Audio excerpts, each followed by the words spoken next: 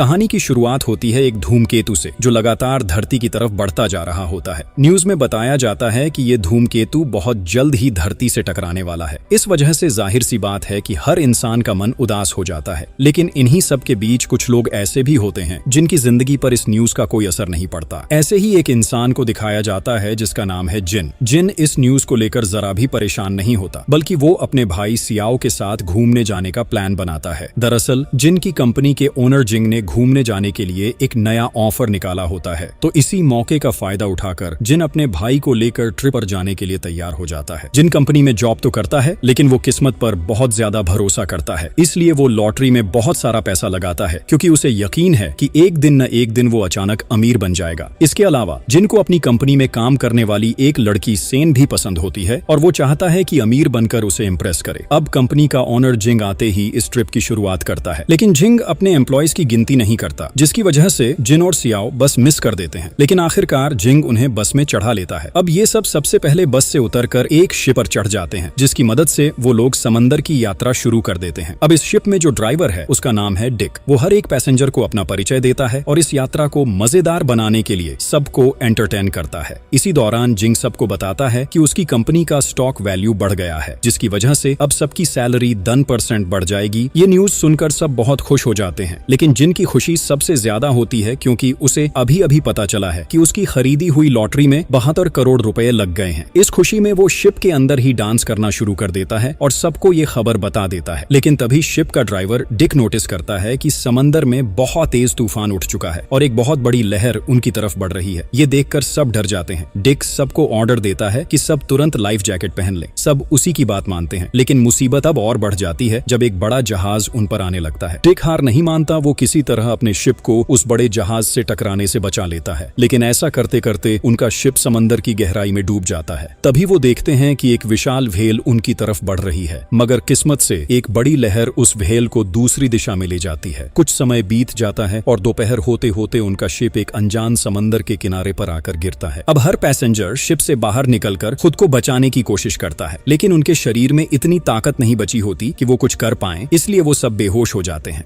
थोड़ी देर बाद जब जिनको होश आता है तो सबसे पहले उसे अपनी लॉटरी याद आती है। वो तुरंत अपनी डायरी से लॉटरी का टिकट निकालता है और वहां से बाहर निकलने की कोशिश करता है। वो जंगल की तरफ बढ़ता है और चलते चलते उसे एक लड़की की चीख सुनाई देती है और वो लड़की कोई और नहीं बल्कि उन्हीं में से एक पैसेंजर होती है जिसका नाम है सेन। जिन देखता है कि सेन का पैर एक बड़े पत्थर के नीचे दब गया है। वो तुरंत उसकी मदद करता है और उसे बाकी पैसेंजर्स के पास ले आता है। इस तरह सब एक जगह इकट्ठा होकर पूरी रात वहीं बिताते हैं। अगले दिन सुबह सब पैसेंजर डिक से रिक्वेस्ट करते हैं कि वो अपनी कंपनी में फोन करके हेल्प मांगे, लेकिन डिक बताता है कि ये पॉसिबल नहीं है क्योंकि इस आइलैंड पर कोई नेटवर्क नहीं है। अब उनके बीच एक प्रोफेसर भी होता है जिसका नाम है सी। उसका मानना है कि साइंटिस्ट्स की बात पूरी तरह सच थी। असल में उसे लगता है कि न्यूज में दिखाया गया वही धूमकेतु इसी जगह आकर गिरा है और इसी वजह से अब इस धरती पर शायद ही कोई इंसान बचा हो। ये बात सुनकर सारे पैसेंजर्स और भी ज्यादा डर जाते हैं, लेकिन जिन ही अकेला ऐसा होता है जो इस बात को ज्यादा सीरियसली नहीं लेता क्योंकि उसका मन अब भी उसी लॉटरी में अटका होता है। उसे पूरा यकीन होता है कि वो जल्द ही अमीर बनने वाला है और इसीलिए वो बिल्कुल नहीं चाहता कि उसकी मौत इस जगह पर हो। धीरे धीरे टाइम के साथ इस आइलैंड पर बारिश शुरू हो जाती है, जिसकी वजह से सब पैसेंजर्स को मजबूर होकर पत्थरों के नीचे आश्रय लेना पड़ता है। अगले दिन सुबह सब मिलकर जंगल के अंदर जाने का फैसला करते हैं क्योंकि यहाँ जिंदा रहने के लिए उन्हें खाना चाहिए था, तो वो सब खाने की तलाश शुरू करते हैं। कुछ पैसेंजर्स को पेड़ पर कुछ फल दिखाई देते हैं, लेकिन परेशानी ये होती है कि कोई भी पेड़ पर नहीं चढ़ पाता सिवाय डिक। तो डिक अपनी पूरी कोशिश से जितने भी फल तोड़ सकता है उतने तोड़कर वापस शिप पर लौट आता है। समय के साथ ये लोग सीख जाते हैं कि इस जगह पर कैसे जिंदा रहना है और एक दिन वो अपने कलरिंग जैकेट्स की मदद से एक बड़ा इमरजेंसी मैसेज लिखते हैं और साथ ही शिप की कुछ चीजों का इस्तेमाल करके उसे और मजबूत बनाते हैं। अब सब लोग मिलकर एक टावर बनाते हैं ताकि वो बाहर की दुनिया से कांटेक्ट कर सकें, लेकिन अफसोस की बात ये होती है कि इतनी मेहनत करने के बाद भी वो इसमें नाकाम हो जाते हैं। तभी अचानक एक जोरदार धमाका होता है। जब सब ध्यान से देखते हैं तो समझते हैं कि ये धमाका उनके शिप के अंदर ही हुआ है क्योंकि जिनका भाई सियाओ शिप को ठीक करने की कोशिश कर रहा था। ये देखकर कंपनी का ओनर जिंग बहुत गुस्सा हो जाता है, लेकिन पहली बार कोई भी उसके गुस्से को सीरियसली नहीं लेता और सब उसे इग्नोर कर देते हैं। इन सब के बाद डिक कुछ खाना और पानी लेकर वापस आता है, लेकिन कुछ पैसेंजर्स वो खाना खाकर शिकायत करने लगते हैं क्योंकि उनके मुताबिक उस खाने में टेस्ट नहीं है। ये सुनकर डिक को बहुत गुस्सा आता है। वो सबको साफ साफ बता देता है कि अगर उन्हें इस आइलैंड पर जिंदा रहना है तो उन्हें यही खाना खाना पड़ेगा। फिर डिक सबको एक गुफा में ले जाता है जहाँ वो रात बिताने के लिए आग जलाते हैं। इसी दौरान जिन जिन फिर से सैन को इम्प्रेस करने की कोशिश करता है, लेकिन सैन उसे बिल्कुल भी इंपॉर्टेंस नहीं देती। इन सब के बाद पूरा ग्रुप फैसला करता है कि अब से उनका लीडर होगा डिक, क्योंकि उनके मुताबिक डिक का नॉलेज और एक्सपीरियंस सबसे ज्यादा है। डिक भी उनका यह प्रपोजल मान लेता है। अगले दिन सुबह वो पूरे ग्रुप को कई हिस्सों में बांट देता है। कुछ लोग खाने की तलाश करेंगे तो कुछ लोग कुकिंग की जिम्मेदारी संभालेंगे। शुरुआत में ये सिस्टम सबको अच्छा लगता है और हालात थोड़ा आसान भी हो जाते हैं, लेकिन धीरे धीरे डिक अपने लीडरशिप पावर के चलते बहुत अहंकारी हो जाता है। अब वो छोटी छोटी बातों पर सब पर गुस्सा करने लगता है। ये सब देखकर जिनको अच्छा नहीं लगता तो वो रूल्स तोड़कर कुछ दिनों के लिए घूमने निकल जाता है। जब वो वापस आता है तो डिक उसे जोर से डांटता है, यहाँ तक कि वो सेन को भी मारता है, क्योंकि सेन जिन का सपोर्ट कर रही होती है। ये सब देखकर जिन का गुस्सा फूट पड़ता है और वो डिक से फाइट शुरू कर देता है। आखिरकार लड़ाई में जिन हार जाता है और डिक उसे सजा के तौर पर रस्सी से उल्टा बांधकर पेड़ पर लटका देता है। वो बाकियों को चेतावनी देता है कि अगर किसी ने भी रूल तोड़ा तो उसका भी यही हाल होगा। रात होते ही सियाओ किसी तरह अपने बड़े भाई जिन को पेड़ से नीचे उतार लेता है। अगले दिन सुबह जिन फैसला करता है कि अब वो इस आइलैंड पर बिल्कुल भी नहीं रहेगा, तो जिन अपने भाई सियाओ को भी अपने साथ शामिल कर लेता है। लेकिन जैसे ही वो समंदर के पास पहुंचता है, सैन उसे रोकने की कोशिश करती है, क्योंकि उसका मानना होता है कि ये बहुत बड़ा रिस्क है। मगर जिन की सोच अलग होती है। वो सैन को अपनी लॉटरी टिकट दिखाता है और कहता है इस लॉटरी के लिए इतना रिस्क तो लेना ही पड़ेगा। ऐसा कहकर दोनों भाई एक छोटी बोट लेकर अपनी यात्रा शुरू कर देते हैं, लेकिन रास्ते में उन्हें एक सफेद भालू दिखाई देता है। वो देखते हैं कि भालू मर चुका है। इसे देखकर जिनके दिमाग में एक नया आइडिया आता है। वो सोचता है कि इस भालू की खाल से वो रात में गर्म रह सकते हैं। तो वो दोनों उस मरे हुए भालू को लेकर वापस आइलैंड पर लौट आते हैं। लेकिन ये देखकर डिक फिर से बहुत गुस्सा हो जाता है। वो उन्हें दोबारा सजा देता है और अपमान भी करता है। और जब उसे पता चलता है कि जिनके पास एक लॉटरी टिकट है तो वो उसे और ज्यादा टॉर्चर करने लगता है। अब जब सियाओ को इस लॉटरी के बारे में पता चलता है तो वो अपने भाई जिनसे कहता है कि उसे उस लॉटरी के पैसे में से आधा हिस्सा दे दे, लेकिन जिन इतना लोभी होता है कि वो अपने भाई को भी मना कर देता है। समय के साथ सबको एहसास होने लगता है कि अब वो इस जगह से कभी नहीं निकल पाएंगे। यहाँ तक कि कंपनी का ऑनर जिंग भी अपनी बेटी की फोटो निकाल कर देखता है और अपनी जेब में रखे सारे पैसे फेंक देता है, क्योंकि अब उसे समझ आ जाता है कि इस जगह पर पैसे की कोई कीमत नहीं रही। इस तरह उनका 21वां दिन बीत जाता है और डिक का रवैया पहले से भी ज्यादा बुरा हो जाता है। वो सबको बहुत ज्यादा काम कराता है और जिन व सैन को खाना लाने की जिम्मेदारी देता है। दोनों मजबूरी में मछली पकड़ने के लिए निकल पड़ते हैं और ऐसा रोज रोज करते करते उनके बीच एक अच्छी दोस्ती हो जाती है। शाम होते ही सब एक जगह बैठकर मीटिंग करते हैं, जहाँ जिंग कहता है कि उन्हें कुछ ऐसा करना चाहिए जिससे ये जगह इंसानों के रहने लायक बन सके। उसकी ये बात सुनकर कई लोग उसका सपोर्ट करते हैं, लेकिन डिक को ये सब बिल्कुल पसंद नहीं आता। वो गुस्से में साफ कह देता है कि जो उसके रूल्स नहीं मानेंगे उन्हें अभी इसी गुफा से बाहर निकल जाना होगा। ये सुनकर पूरा टीम दो हिस्सों में बढ़ जाता है। एक ग्रुप का लीडर जिंग बनता है और दूसरे का लीडर डिक। लेकिन हैरानी की बात ये होती है कि ज्यादातर मेंबर्स जिंग के ग्रुप में चले जाते हैं, जबकि डिक के साथ सिर्फ सैन और कुछ गिने चुने लोग ही रह जाते हैं। अब रात के अंधेरे में हाथों में मशाल लिए जिंग की टीम गुफा से बाहर निकल पड़ती है। कुछ दूर जाने के बाद वे एक तबाह जहाज को खोज लेते हैं और यह जहाज उनके पुराने जहाज से काफी बड़ा होता है। इस वजह से उन्हें जरूरी सामान बहुत आसानी से यहीं से मिल जाता है। अब जब सुबह होती है तो वे समझ पाते हैं कि यह जहाज असल में कितना बड़ा है। इसे देखकर वे सब बहुत खुश हो जाते हैं। इस खुशी में सियाओ और जिन आपस में यह प्लान बनाने लगते हैं कि अगर उन्हें लॉटरी का पैसा मिल गया तो वे उससे क्या क्या करेंगे। दूसरी तरफ दूसरी टीम भारी परेशानी में पड़ जाती है, यहाँ तक कि वे रोजाना का खाना भी जुटा नहीं पाते। यह सब जिन देखता है, इसलिए वह सेन को अपने ग्रुप में शामिल कर लेता है। अब सेन पूरे जहाज का चक्कर लगाती है, जिसे देखकर उसका मन खुशी से भर जाता है। रात होते ही सेन जिन को अपने निजी जीवन के बारे में बताती है। वह बताती है कि उसका पति किसी और से प्यार करता था, इसलिए उसने उसे डिवोर्स दे दिया। बातों बातों में दोनों एक दूसरे के काफी करीब आने लगते हैं, लेकिन तभी जेंग वहां पहुंच जाता है। उसकी मौजूदगी के कारण सेन वापस अपनी टीम में लौट जाती है और पूरी टीम को इस नए जहाज के बारे में बता देती है। इस खबर को सुनते ही डिक की पूरी टीम अगली ही सुबह इस नए जहाज पर पहुंच जाती है। अब जेंग सभी का स्वागत करता है और यहाँ जिंदा रहने के लिए एक नया नियम बनाता है। वह हर किसी में कुछ ताश के पत्ते बांट देता है और बताता है कि अब से यही उनके पैसे होंगे, यानी जो भी कोई काम करेगा उसे इन ताश के पत्तों के रूप में भुगतान मिलेगा और इन पत्तों का इस्तेमाल करके वे एक दूसरे से खाना या बाकी जरूरी चीजें खरीद सकेंगे। इस प्रस्ताव को सुनकर सब लोग उसकी बात मान लेते हैं, लेकिन डिक नहीं मानता, इसलिए वह वहां से चले जाता है। इन सब के बाद जेंग जिन को याद दिलाता है कि उन्हें इस आइलैंड से निकलना होगा, लेकिन जिन साफ कह देता है कि वह यहाँ से बाहर नहीं जाना चाहता। वो तो चाहता है कि सब लोग यहीं रहकर अच्छी तरह से बस जाएं। ये सुनकर जिन और उसका भाई सियाओ पूरी तरह चकित हो जाते हैं। वे प्लान करते हैं कि अब से वे जेंग की गुलामी नहीं करेंगे, इसलिए दोनों भाई यह शिप छोड़कर निकल जाते हैं और इस तरह उनका 100 दिन आता है। वे दोनों एक तबाह हो चुके हेलीकॉप्टर में शरण लेते हैं, लेकिन जिन का मन अब भी अपनी लॉटरी में अटका होता है। वो बार बार बार अपने पास रखे कैलेंडर को देखता है, क्योंकि उसके पास अब सिर्फ 29 दिन बचे हैं। इन दिनों के अंदर उसे लॉटरी का पैसा उठाना है, नहीं तो यह एक्सपायर हो जाएगा। अब चूंकि वे शिप से बाहर आ चुके हैं, उनके पास मछली पकड़ने का सही इक्विपमेंट नहीं है, इसलिए उन्हें मछली पकड़ने में नाकामी मिलती है। धीरे धीरे दोनों भाई समझ जाते हैं कि इस आइलैंड से निकलने का कोई रास्ता उनके पास नहीं है, इसलिए उन्हें मजबूरन शिप पर वापस लौटना पड़ता है। जिन देखता है कि यहाँ जेंग ने उन ताश के पत्तों से एक अलग दुनिया बना दी है। अब यहाँ हर कोई ताश की बजाय सामान का लेन देन कर रहा है। अब जिन जेंग के पास जाता है और बताता है कि वह क्यों वापस आया है, साथ ही मछली पकड़ने के लिए उपकरण मांगता है, लेकिन जेंग उसे कोई मदद नहीं देता, बल्कि उसे वहाँ से भगा देता है। जब रात होती है तो सैन एक मछली लेकर जिन के पास आती है, लेकिन जिन उसे नहीं लेता, क्योंकि सैन अब भी जेंग की टीम में है और वह उसे पसंद नहीं करता, तो वह सैन को वापस भेज देता है। इस तरह 90 दिन गुजर जाते हैं और जिन के सारे सपने टूट जाते हैं। अब उसके लिए लॉटरी के पैसे से ज्यादा महत्वपूर्ण खाना हो जाता है, क्योंकि बिना खाने के वह बहुत जल्दी मर जाएगा। इसलिए वह लॉटरी को नजरअंदाज कर देता है और उसे पास में रख देता है। और ठीक उसी समय आसमान से एक मछली गिरती है। जिन कुछ समझ ही नहीं पाता और फिर अचानक मछलियों की बारिश होने लगती है। जिन सोचता है कि शायद कोई तूफान है जिसकी वजह से ये मछलियां यहाँ आ रही हैं। हालांकि आसपास कहीं कोई तूफान नहीं होता, लेकिन जिन इन सब चीजों पर ज्यादा ध्यान नहीं देता, क्योंकि उसके पेट में भूख है। इसीलिए दोनों भाई ये मछलियां खाना शुरू कर देते हैं। और जब उनका पेट भर जाता है तो जिन के दिमाग में एक नया आइडिया आता है। वे प्लान करते हैं कि इन मछलियों को डिक और जेंग के पास बेचा जाएगा और बदले में बाकी जरूरी सामान इकट्ठा किया जाएगा। वे इस प्लान के अनुसार काम करने लगते हैं, लेकिन ऐसा करते करते दोनों टीमों में फाइट शुरू हो जाता है। हालांकि ये झगड़ा जिन ने जानबूझकर नहीं किया था, लेकिन उसे यह अच्छा लगता है क्योंकि जेंग और डिक दोनों उन्हें नापसंद करते हैं। इन सब के बाद सियाओ डिक की टीम को बताता है कि अगर वे जेंग से मछली पकड़ने का नेट ला सकते हैं तो उन्हें मुफ्त मछलियां दी जाएंगी। ये सुनकर डिक मान जाता है और नेट लेने के लिए जेंग के पास जाता है, लेकिन जेंग मना कर देता है। वो कहता है कि नेट अभी मिलेगा जब उसे पूरी मछलियों का आधा हिस्सा मिल जाएगा। ये सुनकर डिक बहुत गुस्सा हो जाता है और फिर से उनके बीच फाइट शुरू हो जाती है। जैसा पहले था, इस बार भी दोनों भाई दूर से फाइट को मजे से देखते हैं और इसी तरह शाम तक समय गुजर जाता है, लेकिन फाइट बंद नहीं होती। ठीक इसी समय अचानक एक फ्लैशलाइट जलती है। ध्यान से देखने पर पता चलता है कि यह जिन ने शिप की चीजों से बनाई है। जिन बताता है कि उन्हें उन जगहों को ढूंढना चाहिए जहां धूमकेतु नहीं गिरा, लेकिन जेंग इसका विरोध करता है। वो मानता है कि धूमकेतु की वजह से सिर्फ यही आइलैंड बचा है, बाकी सब कुछ पूरी तरह तबाह हो गया। इस बीच सेन जिन का सहारा बनती है। इसके कारण जिन उन्हें अच्छे से समझा पाता है कि अगर वे इस शिप को ठीक करेंगे तो यहाँ से निकलने का रास्ता मिलेगा। ये सुनकर सबको फिर से उम्मीद लौट आती है और वे सब जिन को अपना नया लीडर चुन लेते हैं। अब जिन सबको अलग अलग काम की जिम्मेदारी देता है। कुछ मेंबर्स को मौसम और समंदर की टाइड पर नजर रखने का काम मिलता है, लेकिन इस बीच डिक उसकी बात नहीं मानता, क्योंकि वह अपने नए लीडर पर भरोसा नहीं करता। अब जिन शिप की बैटरी से अपना फोन चार्ज करता है और उस फोन की मदद से बाकी लोगों को अपने परिवार से कांटेक्ट करने का मौका देता है। इससे सभी का जिन पर विश्वास और बढ़ जाता है। अब इस तरह वे इस आइलैंड पर अपने दिन खुशी खुशी बिताते रहते हैं। एक दिन वे मिलकर अपनी शिप को पाथरों के बीच से बाहर निकाल देते हैं और शिप की बैटरी का इस्तेमाल करके एक पार्टी करते हैं। पार्टी में सब डांस करते हैं और हर मौका एंजॉय करते हैं। इसी दौरान जिन और सैन का रोमांस भी चलता रहता है। कुछ दिनों बाद वे फिर से एक और पार्टी करते हैं और तभी उन्हें एक अजीब आवाज सुनाई देती है। इससे दोनों भाई और डिक पास के पहाड़ की चोटी पर जाते हैं और उस आवाज का स्रोत ढूंढने की कोशिश करते हैं। इस बीच जिन कहता है कि यह आवाज हर 12 दिन में आती है। जब तीनों पहाड़ की चोटी पर पहुंचते हैं तो वे आवाज का स्रोत ढूंढ लेते हैं। वे देखते हैं कि समंदर में एक जहाज चल रहा है और उसमें पटाखे फट रहे हैं, इसलिए ये आवाज उसी पटाखे की है। ये देखकर डिक बहुत खुश होता है। वह प्लान करता है कि वह सबको बताएगा कि उन्हें लेने के लिए एक शिप यहाँ आई है, लेकिन दोनों भाई ऐसा नहीं सोचते। वे प्लान करते हैं कि इस खबर को किसी को नहीं बताएं और इस तरह वे सभी पर राज कर सकेंगे। इसके बाद डिक सबको इस शिप के बारे में बताता है, लेकिन इसे झूठ साबित करने के लिए दोनों भाई सबके सामने डिक को पागल कह देते हैं और समझाते हैं कि यहाँ कोई शिप नहीं आई। अब चूंकि सभी का जिन पर विश्वास बढ़ गया है, इसलिए वे भी इस बात को मान लेते हैं और डिक को एक फ्रिज में बंद कर देते हैं। अब सियाओ एक नया रूल्स लागू करता है और वह ये है कि रात में कोई भी पहाड़ की चोटी पर नहीं जाएगा। कुछ दिनों बाद हर मेंबर डिक को पागल कहकर उसे चिढ़ाने लगता है और ये सब देखकर जिन को बिल्कुल भी अच्छा नहीं लगता, क्योंकि वह अच्छे से जानता है कि डिक बिल्कुल भी पागल नहीं है। इसीलिए दोनों भाई एक नया प्लान बनाते हैं। वे इस आइलैंड से निकल जाएंगे, लेकिन अपनी लीडरशिप नहीं छोड़ेंगे। अगली सुबह जेंग सियाओ को कुछ ताश के पत्ते ऑफर करता है और बदले में अपनी लीडरशिप छोड़ने को कहता है। यहाँ सियाओ जान जाता है कि जेंग लगातार ताश का इस्तेमाल करके मछली खरीद रहा है और इसी वजह से वह उनकी लीडरशिप लेना चाहता है। ये सब समझते ही सियाओ जेंग को उसकी बेटी का पर्सनल वीडियो दिखाकर ब्लैकमेल करता है। वो बताता है कि अगर जेंग तुरंत अपनी कंपनी की सारी संपत्ति अपने नाम नहीं करता तो यह वीडियो सबको दिखा देगा। ये देखकर जेंग की आंखों में आंसू आ जाते हैं। साथ ही वह मानता है कि इस आइलैंड के बाहर सब कुछ तबाह हो चुका है, इसलिए वह आसानी से अपनी सारी संपत्ति सियाओ को दे देता है। इसके बाद सियाओ जिन को अपना असली प्लान बताता है। वो कहता है कि अब वे जेंग से मछली पकड़ने का नेट चोरी करेंगे और इसे इस्तेमाल करके यहाँ रहेंगे। साथ ही वह बताता है कि उसने जेंग की सारी संपत्ति अपने नाम कैसे कर ली। ये सब सुनकर जिन को बिल्कुल भी अच्छा नहीं लगा। वो समझ नहीं पाता कि उसका भाई इतना स्वार्थी कैसे हो सकता है। अगली सुबह कुछ मेंबर जिन को किडनैप करके समंदर तट पर ले जाते हैं। जिन देखता है कि सैन उसे कोई सरप्राइज देना चाहती है, इसीलिए वे उसे यहाँ लाए हैं। और यह सरप्राइज है कि सैन अब जिन से शादी करना चाहती है। हालांकि यह जिन का सपना था, लेकिन सपना पूरा होने के बावजूद उसका मन खुश नहीं होता, क्योंकि वह यहाँ से किसी भी तरह बाहर निकलना चाहता है। इसलिए वह चिल्लाकर सबको बताता है कि ये सब झूठ है। सच में उस दिन एक जहाज आया था और डिक बिल्कुल भी पागल नहीं है। इसके बाद वह डिक को खींचकर मदद करने को कहता है, लेकिन डिक कोई मदद नहीं करता, क्योंकि अब तक उसने खुद को सच में पागल मान लिया है। ये सब देखकर हर कोई जिन को पागल समझता है और उसे मारता है, लेकिन जिन हार नहीं मानता और सबको समझाने की कोशिश करता है, यहाँ तक कि सेन को भी। लेकिन सेन सोचती है कि जिन उसे इग्नोर करना चाहता है, इसलिए वह उसकी बात पर विश्वास नहीं करती। और इस तरह कई और दिन बीत जाते हैं और वही दिन आता है जब वह जहाज आने वाला है। अब रात होते ही डिक, सियाओ और जिन हर मेंबर को ड्रिंक पिलाते हैं ताकि वे आसानी से यहाँ से भाग सकें। इसके बाद डिक अपनी पुरानी शिप में अंदर जाता है और आग लगाने के लिए वहाँ के फ्यूल पाइप को तोड़ देता है, लेकिन फिर भी वह आग नहीं जला पाता। इस पर जिन आग की छड़ी लेकर आगे बढ़ता है और पूरी शिप में आग लगाने की कोशिश करता है ताकि रेस्क्यू शिप उन्हें देख सके, लेकिन यह भी असफल होता है क्योंकि आग की छड़ी समंदर में गिर जाती है और बुझ जाती है। यानी उनके पास जो आखिरी आग बची थी वह भी खत्म हो जाती है। इस बीच डिक ध्यान देता है कि जेंग के हाथ में एक सिगरेट है। यह देखकर उसके दिमाग में एक नया आइडिया आता है। वह तुरंत जेंग को इलेक्ट्रिसिटी शॉक देता है और उसका सिगरेट शिप के फ्यूल पाइप में फेंक देता है, जिससे पूरी शिप में आग लग जाती है। जिन इस मौके का फायदा उठाकर उस बुक को आग में फेंक देता है जिसमें जेंग ने लिखा था कि उसने अपनी सारी संपत्ति सियाओ को दे दी है। ये सब देखकर सियाओ बहुत गुस्सा हो जाता है। वह जिन का पीछा करता है और जिन अपनी जान बचाते हुए भागता है, लेकिन कुछ समय बाद सामने की जमीन खत्म हो जाती है और वह एक विशाल खाई पर पहुंचता है। जिन खुद को संभाल नहीं पाता और उस खाई में गिर जाता है। इसके बाद जब जिन होश में आता है तो वह देखता है कि सुबह हो गई है और उसके चारों ओर सैन के अलावा कोई नहीं है। वह बहुत आश्चर्यचकित होता है और सैन से पूछता है, तो सैन बताती है कि कल रात रेस्क्यू शिप यहाँ आई थी और सभी लोग उस शिप में चले गए, लेकिन वह जिन के साथ नहीं गई क्योंकि वह जिन के साथ रहना चाहती थी। सैन की यह बात सुनकर जिन समझ जाता है कि उसे यहाँ और 12 दिन रहना होगा और उसके बाद ही वे यहाँ से जा पाएंगे। दूसरी ओर जेंग और उसके मेंबर इस कठिन स्थिति से बचकर लौटे हैं। इस कारण वे लोगों में काफी पॉपुलर हो जाते हैं और इसी मौके का फायदा उठाकर जेंग अपनी संपत्ति से इस आइलैंड को खरीद लेता है और वहाँ घूमने के लिए अच्छे वातावरण की तैयारी करता है। अंत में हम देखते हैं कि जिन, जो कि 12 दिन बाद सैन के साथ लौटता है, उसने अपनी लॉटरी का पैसा भी पा लिया है और इस पैसे से वह और सैन अपने सपने पूरा करने लगते हैं और इस तरह यह मूवी यहीं समाप्त होती है।